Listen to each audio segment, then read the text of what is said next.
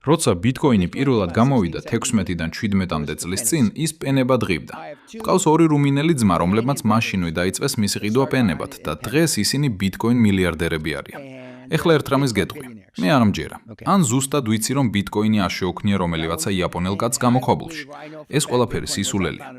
ვინ არიან ის ქვეყნები ან ადამიანები მსოფლიოში, ვისაც ყველაზე მეტად აწყობს ამერიკის შეერთებული შტატების ეკონომიკის დარღვევა? კი პასუხებ. ჩინეთი და რუსეთი. ჩინეთმა ბიტკოინი 4-5 წლის წინ აკრძალა, რადგან ეს მის ეკონომიკას აზიანებდა. ანუ რჩება ერთი, რუსეთი. დავდებდი დიდ ფსონს, რომ სწორედ იქიდან მოდის ეს ყველაფერი. კიდევ ერთი ბიტკოინ მილიარდერი გავიცანი.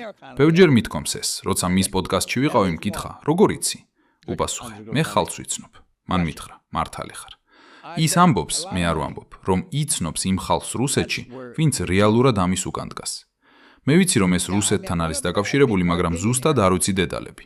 დარწმუნებული ვარ, პუტინსაც რაღაც კავშირი ჰქონდა, რადგან რუსეთში არაფერი ხდება ისე, რომ პუტინს ხელი არ ჰქონდეს შეხებული.